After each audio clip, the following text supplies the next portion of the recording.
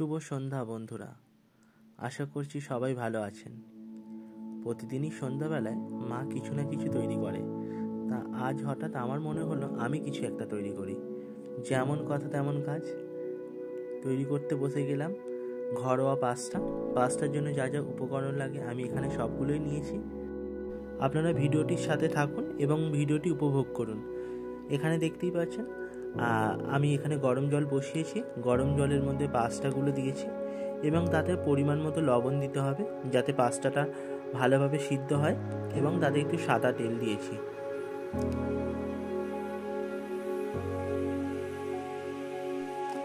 মাঝে মাঝে পাস্তাটি একটু হাতার সাহায্যে ঘুরিয়ে নেবেন, কারণ পাস্তাগুলো যাতে না জড়িয়ে যায়।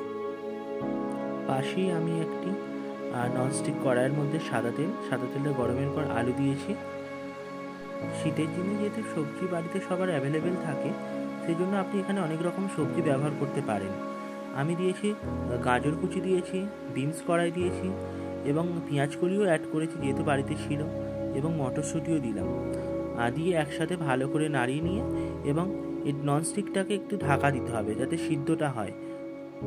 পরিমাণ মতো লবণ অ্যাড করতে হবে, দিয়ে ভালো করে সবজিগুলোকে ভালো করে ভেজে নিতে হবে।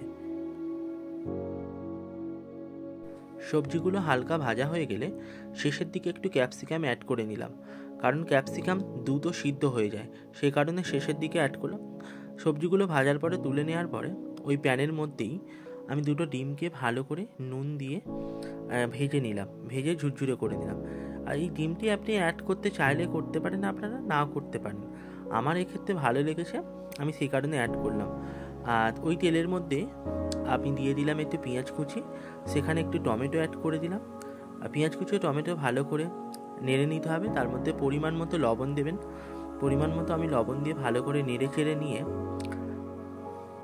টমেটো পেঁয়াজটা হালকা ভাজা ভাজা হওয়ার পরে আমি এক সাইডে একটু রসুন এবং আদা গ্রেট করে এবং কাঁচা লঙ্কা কুচি দিয়ে ভালো করে নাড়িয়ে নিলাম, যাতে টেস্টটা ভালো আসে এবং খেতেও আমাদের সবার ভালো লাগে।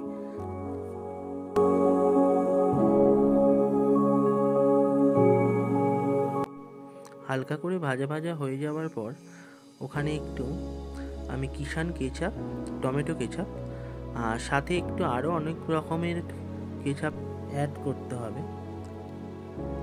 সাথে আমি পিৎজা ও পাস্তা সস অ্যাড করে নিলাম, আর গ্রিন চিলি সসটাও অ্যাড করলাম, এবং একটু সয়া সস দিতে হবে সামান্য পরিমাণে।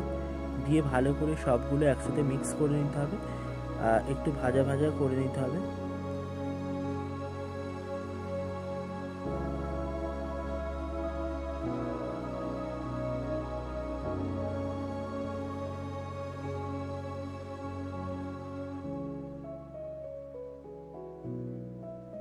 সবগুলোর সাথে একটু মিক্স করে নেওয়ার পর ওর মধ্যেই পাস্তাগুলোকে অ্যাড করব ধীরে ধীরে। পাস্তাগুলোকে ভালো করে মিশিয়ে নিতে হবে।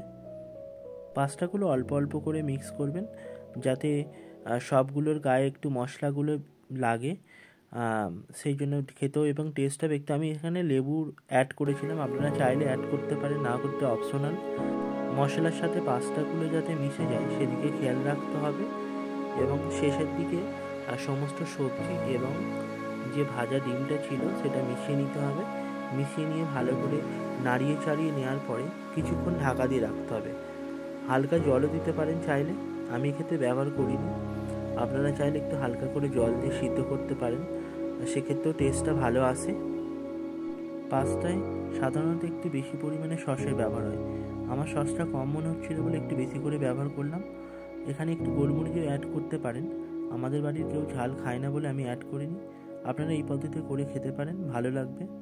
ভালো লাগলে আপনারা করবেন এবং জানাবেন। ভালো থাকবেন। ভিডিওটি ভালো লাগলে লাইক, শেয়ার এবং সাবস্ক্রাইব করবেন। Thank you.